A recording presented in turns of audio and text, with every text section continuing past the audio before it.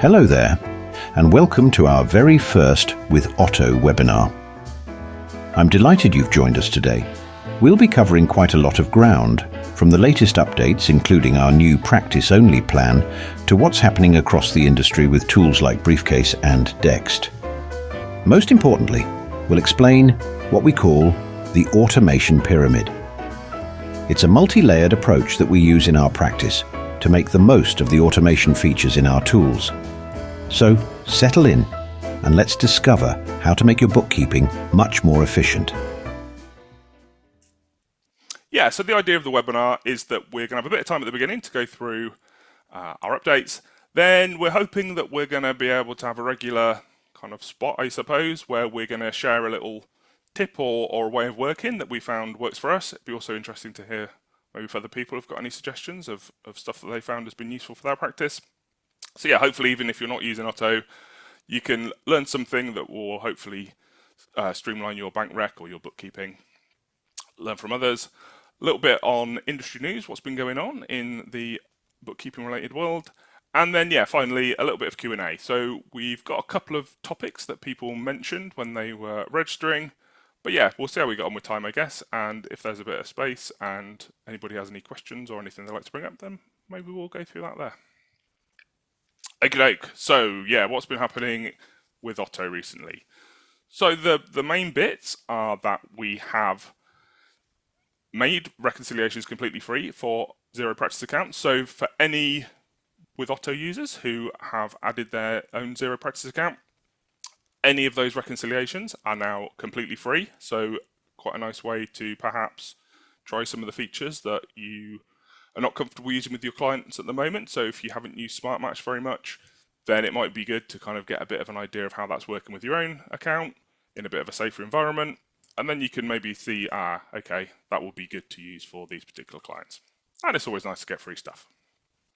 The other bit that we've recently released is information about which bank rules have been reconciled each day. So you can see a little example down the bottom left. So initially, I thought nobody would care about which bank rules have been reconciled, but apparently people like to know. So now, for each daily reconciliation report, you can see which bank rules have been reconciled in which bank accounts. So this is now kind of the first part of a little kind of group of features that we're planning to release over the next few months, with the idea being to kind of highlight which bank rules are working well for certain clients, so that then you can apply them to other clients that maybe have similar sort of industries or transaction types. So for example, we have a fair few e-commerce clients. So yeah, these ones that you see here about Stripe fees and recording Stripe sales and payouts, they are common rules that we would go and apply to almost every client that we've got, because we know that they're going to be ones that are going to be valuable for us. There's possibly some others that we're not as aware of.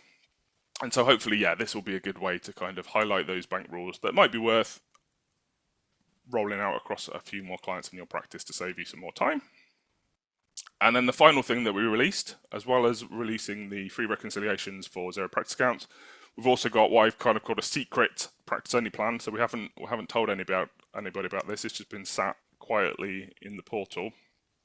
So the idea of this one is that for those practices that have had a trial with us and have found that perhaps now isn't the right time to be using Otto with their clients, however, they would kind of like to still keep using a bit of automated bank reconciliation, and they want to save a bit of time for their own practice particularly, then we've got this practice-only plan. So the practice-only plan is designed to be very cheap, £5 per month. And with this one, as the name suggests, it is only for your practice Xero account, but you get unlimited reconciliations for bank rules and SmartMatch, but just no client reconciliations. So at any time you could switch to a client subscription when you're ready. But in the meantime, yeah, a nice cheap plan really, just to save practices a bit of time, because I know sometimes our own bookkeeping can take a bit of a back seat, so it'd be nice to have a bit of extra help. So that's what's happened recently in the world of with Otto. So I think next up we have got some industry news. So over to you, Emma.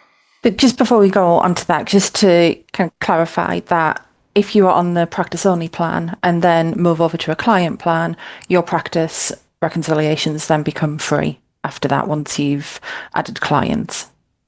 Indeed. Is that correct? Yeah.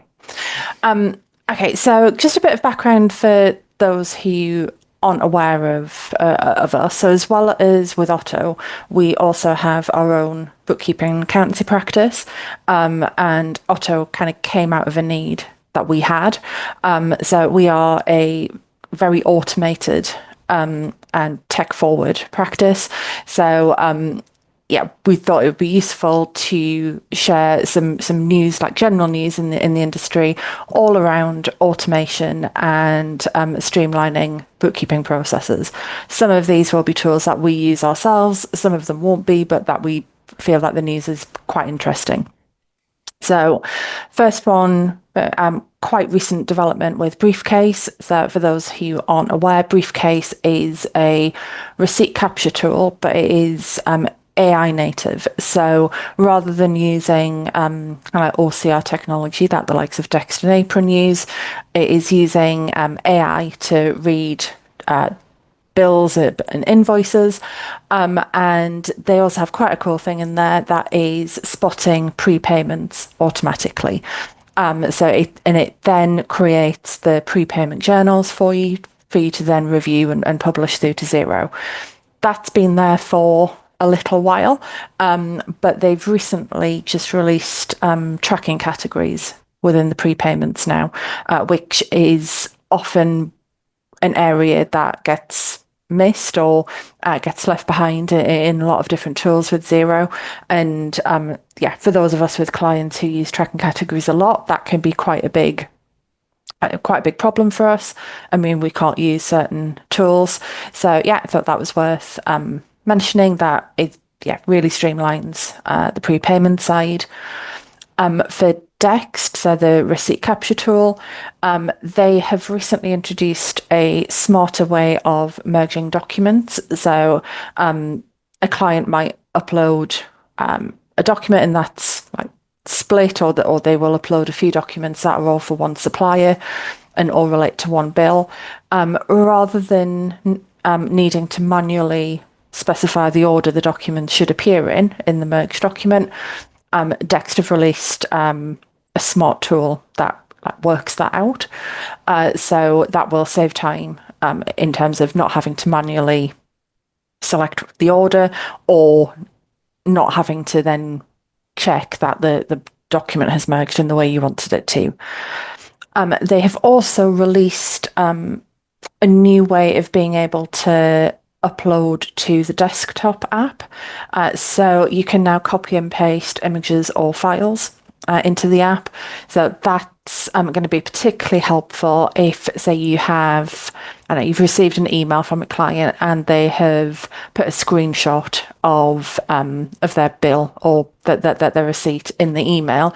You can just clip that image, copy it, and then paste it directly into the Dext desktop app, which is quite hard to say. So that's a really good way of now being able to upload those. With that, do you know if the desktop app works across Windows, Mac? I don't. That's fine. I don't. Sorry. Xenon. So Xenon is a tool to help check kind of consistency of bookkeeping entries. It helps you spot any anomalies if, say, VAT codes are consistent across all of the transactions. It's a really good tool for helping to highlight any potential issues in the bookkeeping software. And they are currently working on, they've called them guides, I would say more workflows, to help you work through certain tasks and to check for accuracy. So one thing they're working on is a VAT return one. So you will be able to work through that guide and it will say what you need to do and what you need to check in order to be able to prepare the VAT return in Xero, QuickBooks, whatever you're using. So we use that in our practice. So yeah, quite looking forward to that. I think that will be really useful. We've kind of created our own workflows for that using Xenon checks just internally. So it'll be good to see what they what they release. I don't have a release date for that yet, but I do know they are starting to work on it. And then lastly, with Xero, so they are currently rolling this out, and anyone who uses Xero knows that they roll these things out gradually. So some of your clients will have this and some won't. Most of ours don't at the moment. I think a couple have, but I know it is being rolled out. And this is new navigation within Xero, and they are also replacing the dashboard with something they're called homepage. And that is going to offer more options to be able to see at a glance how a business is doing. So, for example, it now includes some widgets for short-term cash flow. So rather than having to go into a menu and find the cash flow section, that will now all appear on the homepage. The navigation, I think, is a bit more targeted towards business owners, I'd say. So they've lost the business and accounting sections, and it's now much more focused on what the things are. So it's now purchases, reports, that they're now the headings. So yeah, I think it will make it more intuitive if there are clients that you have that do use Xero themselves to look for things. Yeah, so that's everything.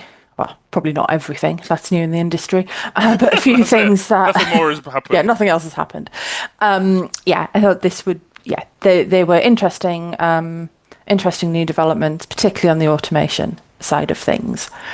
So yeah, as Stuart said before, the aim of these webinars is not just to kind of show what Otto can do and what's new with us. It's also about helping people be more streamlined and be more automated. We think that's really useful for people. It means that you can free yourself up either to take on new clients, to introduce new services, to have better relationship with clients, or simply to work less. And automation is a really good way of doing that. And so we came up with the automation pyramid, which is really our framework for automating the bookkeeping process. Now, you don't need to do all of these steps, but it's a pyramid because we feel that each one builds on the previous step.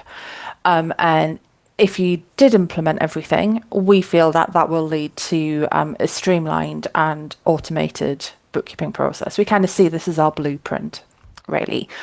So the first step is bank rules. If we can go on, there we go. And I think rules in Xero tend to be one thing that you're either using a lot or you're not using very much at all. And I think you can use rules for a lot more than you think. I think there is a tendency, I think a lot of us have fallen into the habit of just allowing Xero to suggest the spend money transactions, where over time, if you're typing in the same thing, it just guesses what category and what description should be for a transaction. But we can actually turn a lot of those into rules. And then if we do that, it then opens up the use of bank reconciliation tools such as Otto later on. But even without that, it means that you have much more consistency in coding and in recording transactions. Within our practice, we have a lot of e-commerce clients and online sellers, and I'd say for a lot of our clients, rules cover about 90% of the transactions that they have. So we're using them for things like Stripe sales. Yep, all of our e-commerce clients are using Stripe in some way. The fees associated with those Stripes. So if you think of e-commerce, you have generally a lot of very small value transactions. So you could easily have hundreds, thousands each day, and even with Xero suggesting the description, the nominal, that is still quite a bit of time that you're spending on that. So having rules to deal with those is really really useful. Just a quick thing on that as well. I think Yeah. we'll talk about this maybe in a future webinar, but I think this works so that all the stuff with Stripe payments and things like that works best if you have a control account. Am I using the right name there? Yeah. So yeah, some people that we speak to, the way it's been set up, maybe they've inherited, is that the only kind of transaction that they see from online sales is maybe like a daily payout to the current account or something like that. This isn't going to work for that, and we find that is a very challenging and error-prone process to try and then back calculate all of the different fees that have come. So yeah, this is all what we're suggesting here for at least the Stripe stuff, and whatever other ones, Shopify, is going to work only if you're using a control account, which we think is a really good option anyway and saves a lot of other problems. But yeah, we won't go too much into that now, but I think that is something else that we think would be a useful kind of approach that we found works really well and saves a lot of trouble that we've experienced with other ones. Anyway, so yeah, that's only going to work obviously if you're recording or if you've got in a bank account somewhere all of this stuff broken out. That's kind of like the key starting point, isn't it? Yeah. So whether that's a bank account where you have the feed directly from Stripe, or you've created like a dummy bank account in Xero for those and are treating it much more as a holding account. Where we also use it a lot for things like salary payments, payments to HMRC, bank charges. It's anything really anything regular where there either aren't receipts at all or whether the receipts aren't needed. So, for example, those Stripe, those Stripe fees, Stripe sales, we personally don't create invoices in Xero for those. Paperwork does exist; it exists in Stripe, but we don't need to be bringing that into Xero. So yeah, anything repeatable, basically. Can I have the next slide? You're not going to talk? Oh, you're talking about these bits next, are you? Yeah. Sorry then. That's okay. So we tend to run the rules on just one bank account unless they do genuinely apply to multiple accounts. We put in our practice, we've decided to have a naming convention so that we can easily see what the rules are for, which account they apply to, and then just makes it much easier to manage them. So we've chosen to go bank account name and then the reason for the rule. So as of like Stripe -membership sales, for example, within the conditions when you're setting up the bank rules, I find that setting that very top one, which you possibly can't see, but you get the option to either say any conditions match or all conditions match. Even if I've only got one condition in the rule, I always change that to all. Just in case in the future I come in and want to add a condition, I'm not then having to remember to go and set it to all. You can use any and have like a fairly broad rule. I find that the setting it to all and being much more focused in the rules is better. I think if you are too broad, you risk the chance of it picking up too many transactions. So the point of setting up bank rules is to make things easier for you. It's not about kind of giving you more work to then go back and fix things that have been done incorrectly. I think that's even more important if they're being reconciled automatically. Yeah. Because if we've got a rule where if it was fine at the beginning, but it's actually very broad, not very specific, and then it starts matching other types of transactions. And I think this would probably be an example of this. Might be we've got a client where they do courses, don't they? And we record the courses to different track categories, but I also think nominals. Nominals, okay. So we need to be quite careful that as new courses are added in future, that we don't suddenly start accidentally putting those into the wrong categorizing them incorrectly. So it's important that we can be confident that the rules are only going to match what we want to, both now and in the future. So that's the key reason for us to use the all criteria, is no other. Yeah. You can also, this is particularly useful for Stripe sales, you can also set the payee from the reference details, so you're not having to enter anything. The kind of thing to remember with rules, they're going to be much more useful if you don't have to enter anything at bank reconciliation stage. So when you're setting the reference, there is an option within the rule to have it so that you set that reference at reconciliation stage. I personally feel that kind of takes away the point of the rule. The point is that, yeah, they're supposed to be taking that work away.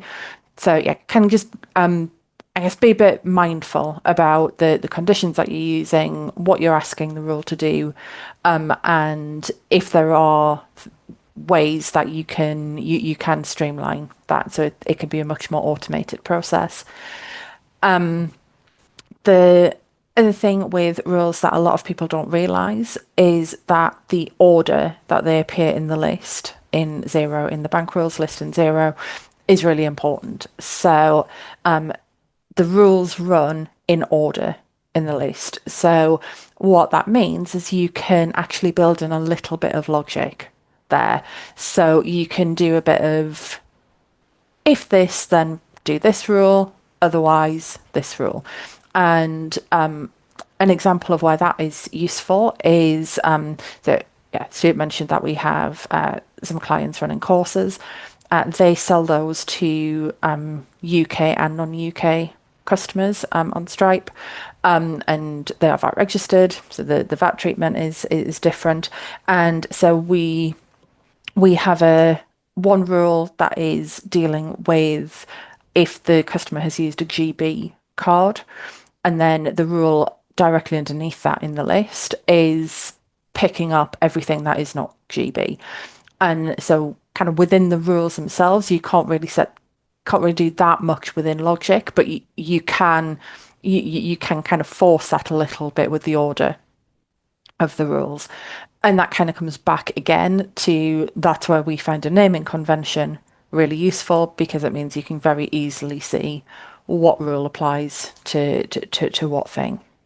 Yeah, kind of just to, I guess, reiterate that in a slightly different way, is because we've got a more specific rule at the top, so we're looking for, the course name appears in there, and the card country is GB, then that will apply first, because it's higher up the list and it matches, and then any that don't have GB, then that can only be the non-GB purchases, and then so we know that we can safely set the appropriate VAT treatment. So yeah, it's about being, again, quite kind of careful about how you're setting these things up, what the rules or what the criteria are in the bank rules to make sure that it's doing what you want. So yeah, as Emma kind of alluded to, I think it's not a very powerful, Xero doesn't have a very powerful way of just kind of targeting specific rules. You can't say, oh, I want it to match this, but not this thing.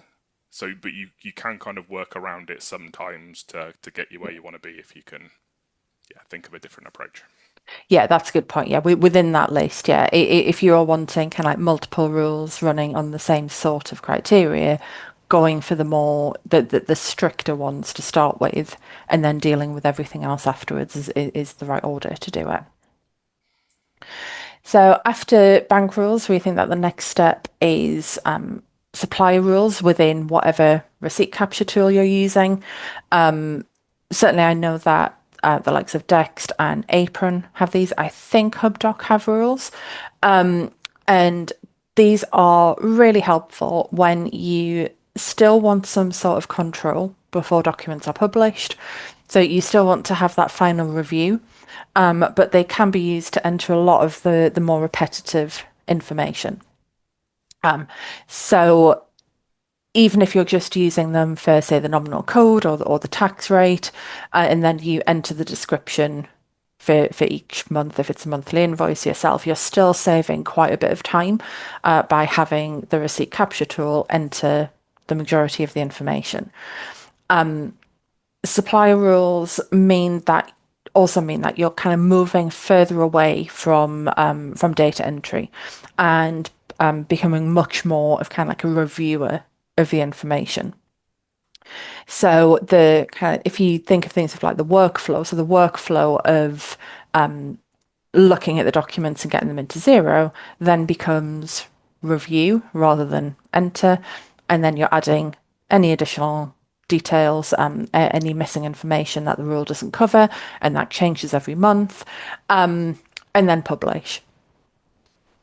And then the supplier rules. Do you want to add something, Stuart? I was going to say, so I think these things kind of tend to improve over time, but something that in my vast experience of bookkeeping that I tended to find a bit of an annoyance was when the software isn't able to extract the due date. I found that's quite common, so then you end up either having to enter it, or maybe it does the wrong one because it's picked up the wrong bit. So yeah, I think even if the other bits are picked out correctly, I tended to find, yeah, it's also a way of working around where the software can't extract the information from the correct part. So yeah, you could, most of these I think let you kind of specify with a bit of flexibility what the payment terms are. So maybe it's like, yeah, X days after, or it's whatever. So yeah, I think there's a few different ways that you can kind of rely on these. And I think, yeah, going back to what you said before, I think all of them support tracking categories as well, don't they? So yeah, most do now. If not, vote with your wallet. Yeah, and I think it's also like automation isn't an all or nothing thing either. So yeah, as it says, like even if you're just using it to specify the due date, or tax code is one that even if the a client receives an invoice from a supplier every single month, but the details are always different. So I might not want to set up a rule for the description or even the nominal sometimes, particularly if they're using the same supplier for a lot of different things. I generally set up rules for due date and tax codes as well. Like even just setting it for a tax rate is really useful.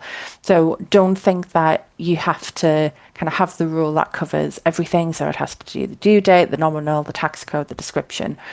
The good thing about having these supply rules set up is you can have even just little bits, and that kind of little and often is really good for automation, and just trying to kind of automate all of that repetitive stuff. So I think that you are always recording for a certain supplier, and the supply rules then kind of like they feed really nicely into auto publish. So again, I know Dext and Apron better than the other options out there, but certainly Auto Entry has auto publish, and I think HubDoc has a version of it. And so these are when you enter nothing at all, and so these are really for suppliers where it's exactly the same thing every time. So from our own clients, we think that's like subscriptions, so things to Google Workspace, Canva, Dropbox, Adobe. So it's exactly the same thing being purchased every month. It's the same amount. Tax treatment is the same. Due dates aren't really important because they've been paid at the point of travel and things as well, isn't it? Like if you're train tickets, tubes. Yeah. I think they tend to work quite well when payments just taken. Yeah, the due date tends to be the same date that the you're getting the same thing from the same supplier every time. Yeah, things that really don't need any input from you, and so you are then that they can just go straight in to Xero. So kind of the workflow then is client uploads or emails in, however you have them working with your receipt capture tool, and then it automatically publishes into Xero. And then if you're using Otto, you can combine that with Otto, where Otto's then just reconciling it for you. So for some of these, you can set it up so you actually never see them, because you're not dealing with them in receipt capture tool, because it's just being auto published, and you are then not dealing with them in Xero because they're being auto reconciled. So I think auto publish can feel very scary, and yeah, like to be honest, within our practice, we are cautious with what we turn it on for. We are very careful. We tend to start out with supplier rules, And then gradually over time, we might add a little bit more to the rule, or after a couple of months, we're like, yeah, we're happy for that to be auto-published. So yeah, it's this step-by-step approach to kind of get to the point where, yeah, for the for those basic, yeah, like say subscriptions, for those very repetitive tasks, we are almost completely removing ourselves from that process because we don't need to be involved. Like if it's a Canva subscription every month, we don't need to type that in every month. Or we don't need to reconcile that ourselves because it's the same thing every month and that can just be automatically done. And then at the top of our pyramid, we have Otto.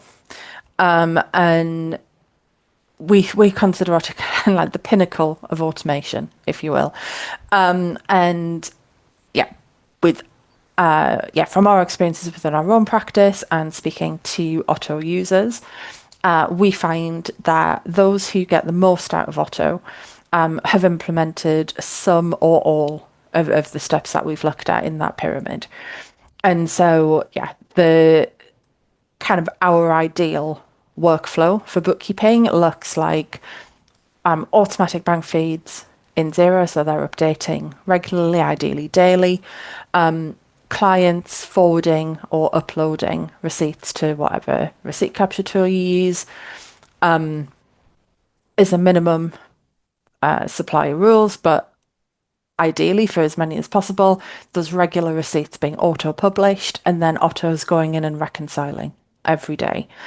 And yeah, as you say, it's about removing as much of that repetitive work as possible so that we can really concentrate on what actually requires our knowledge and our experience and our knowledge of the client. That's kind of like what we're wanting to get to with this. And I think even if you decide not to use Otto or not to use another bank rec tool, there will be more things that you can do to help streamline your bookkeeping process.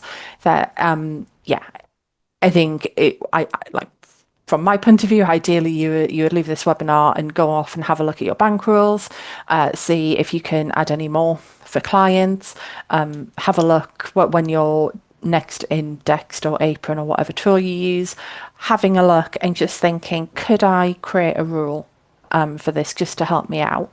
And say, even if you're saving seconds or on receipts in the receipt capture tool, because of the volume that you're processing, that is really going to add up. So it's not necessarily about sitting down and say, right, what process can I automate so I don't have to do anything? It's about what can you do to save a minute, a few minutes, half an hour on each client each week. So that is our framework. So I was just going to say, I think, so yeah, for anybody who doesn't use Otto in their practice at the moment, so it is possible to choose whether you just want him to do bank rules, whether you want him to also match those green matches, the find and match, or both. And so there are more clients where Otto is reconciling just bank rules than there are where he also does the smart match, those green matches. However, over the last month, Otto has reconciled from his reconciliations, 85% are bank rules compared to those find and match ones. So I think even as I say, not every he isn't given permission, I suppose, to reconcile those other types of reconciliations in all client accounts. I think even otherwise, I think it would still be very strongly weighted in the favour of bank rules. So I think, yeah, bank rules is a really good starting point. And I think even, I don't know, we don't use them that much, but I think there's some sort of safety moving away from the Xero spend and receive money to doing bank rules, because you just know that they're going to be right because you've set them up. You don't have to have that little check like, okay, yeah, that is right, I can press OK. Like you know they're done because you know they're correct because you spent the time to make sure they're reliable and robust already. So yeah, just even if you end up clicking the OK button yourself, I think it's nice just to know that you can be more sure and more confident that you're going to be reconciling it correctly.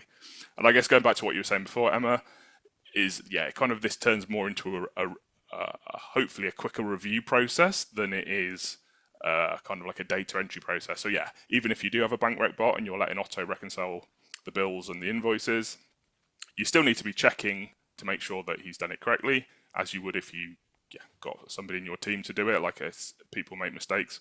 So yeah, it's kind of then not just kind of forgetting all about it because it's been automated, but maybe making part of your regular processes to kind of just have a quick review to make sure that everything worked as you were expected. So yeah, make sure perhaps kind of that little check that the rules that you set up are still, not the bank rules probably, but maybe like the supplier rules are still working as you want them to, because maybe the invoice format's changed and it needs a tweak, or it's not that these things stay still, it's just kind of a bit more of a review and a monitoring process rather than doing the stuff manually every time.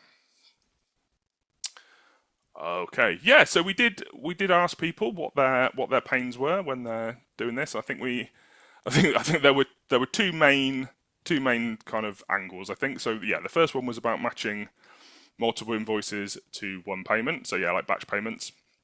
So good news, Otto doesn't do that at all, so he can't take that off your hands. And the second one is getting receipts from clients, which again, Otto he's a charming gent, and possibly if he rang up your clients or sent them an email, maybe they would be more inclined to send them over. I don't know. Maybe that's something we can look at, but that is not something that is currently in his purview. But yeah, I don't know, Emma, did you have any kind of initial thoughts? And I don't know, if anybody who's on the call has any either pains that they're experiencing around this, or maybe some kind of things that have worked for them. So yeah, I don't know if you want to go first, Emma. Yeah, so just kind of briefly touching on the matching multiple invoices to one payment thing. So yeah, Stuart says Otto does not do that, and that is intentional. We've kind of taken the view with Otto of almost treating him like a junior bookkeeper, and one that is guided by humans, so by his supervisors. And we all know from reconciling bank accounts that if you have a payment for say £4,000 and 4 invoices for £1,000 each, that does not necessarily mean that all 4 match that particular payment. Clients part pay, suppliers do all sorts of weird things. You might just be missing the documents. And we could just be missing the documents. And so, yeah, our kind of approach with Otto is that, yes, he is a bank reconciliation tool and a bank reconciliation assistant, but kind of our top priority is accuracy. And yeah, we put that kind of at the forefront of everything. And so, yeah, we felt that, matching multiple invoices, whilst technically we could work to get Otto to do that, we feel that it's too open for error, really. And so we feel that really should be something that a human is looking at, because you will have knowledge of the client and you will know kind of how things are normally paid, and if there might be missing documentation as well. So that's kind of like why we've chosen not to do that. That was an active choice from us. On the getting receipts from clients, so missing receipts is the bane of every bookkeeper's existence, isn't it? And a lot of the receipt capture tools have something built in now to help with this. I say a lot. I certainly know Dext and Apron, but obviously they're the two main tools, I'd say. And so in Dext, it's called request paperwork, and in Apron, it's missing receipts. And both of those work slightly differently, but broadly the same in that it's looking at the transactions in the bank where there is not paperwork attached to them, and then you can produce a list that you can then, in Dext, you download that and send that to a client. In Apron, you can email from within that, and then the client gets an email with a link to go off, and then they just see that list that you've assigned to them. I think we haven't used the Dext version, but we used the Apron version a while ago with some clients, where there were multiple people involved in the receipts. So it was very easy to be able to assign certain receipts to certain people. And both of those tools, I think, are really useful. In our practice, we've chosen to go down a shared spreadsheet route. So we use the uncoded statement lines in Xero, produce a list of anything we don't have a receipt for, and then we email the client with the link to that spreadsheet, and then they can go and see what is missing. But yeah, I think if you're not already using any of that functionality within Apron or Dext for the missing receipts, I would definitely suggest having a look at that. I think the Dext version is relatively recent, I think. So it might be if you've been using Dext for a while, you might not be aware that exists. Apron, the missing receipts has been around a little while. But again, if you've been using Apron for a while, you may have missed that was a new feature. But yeah, both of those are really good, I think, of being able to get quite a list in an easy way to clients. I think just to add to that, I think what the nice thing about Dex, and I've not tried, nice thing about the Apron one, sorry, I haven't tried the Dex one, is that, yeah, the client gets an email so they can go off and view a web page and they can see all of the transactions that are missing, and it's got a bit of context. Also, they can upload a document there and then, which I think is probably quite convenient for them to keep track of what's still missing, and they can add comments. So yeah, if they don't have a receipt or whatever. So I think probably from a client's point of view, that seems quite straightforward and easy to keep track of. We've personally chosen to go with this kind of spreadsheet style thing because we prefer not to give our clients access to any tools that we use, just because we know things can change very rapidly in the market. Maybe the pricing will change or the features will change and we'll want to move to something else. And it is just very difficult to get clients to stop using one system and move to another. So our preference is, unless there's like a really compelling feature, that we would be only the team would be using any of these tools, and knowing that like we're using Apron, we're using whatever it is, and the clients would have a more hands-off view of it. Ideally, they wouldn't see. But I think I would definitely say the Apron missing documents thing was one that we certainly did make us consider. Like, it is quite user-friendly, I think, isn't it? And it's really nice. It works really nicely, I think. And so that was one of the things that we did consider, whether that would be worth making something that clients would see, and therefore we would kind of need to manage that interaction. But we've got a slightly modified spreadsheet that's working for us at the moment. I was going to say, going back to the matching multiple invoices, I think, and this is not my area of expertise at all, but I think is one of the main problem. I guess one of the main problems you've said already, Emma, is that you don't necessarily know whether you've got all of the documents, so you have to kind of have to perhaps find statements or something else so that you know that you've got the current picture. But I guess one of the other problems can be kind of just picking the right invoices, is it? So say, or the invoices or bills, like when I know when you were doing some work for one of our clients before, it was like, well, what possible combinations add up? So maybe the supplier that we're getting all these invoices from and we're sending batch payments, well, maybe they don't tell us how they've allocated that money, and we kind of just have to guess ourselves. Is that also so? Like, trying to work out, well, which combination of invoices adds up to the amount that was paid. So I guess, is that another? We looked into that, didn't we, recently? Was there any kind of end result of that, or are we still in progress on? It's still in progress, really.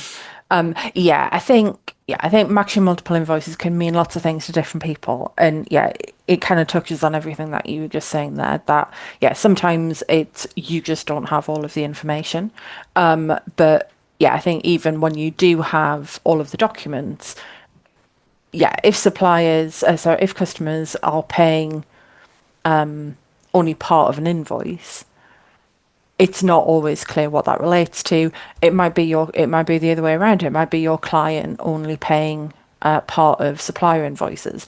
So I think it's there are a lot of moving parts with it, I think. But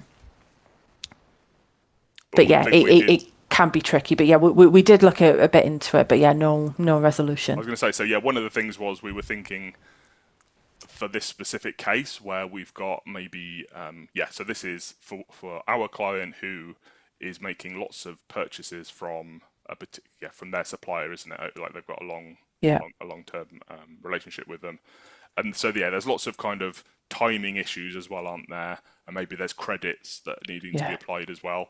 So one avenue that we're kind of thinking to look down that we haven't looked into yet is if you kind of had, if you could provide at all a list of all the outstanding bills that you've got, for example, and then you've got a payment which has been made for this amount, what combinations of all those bills would be valid for that?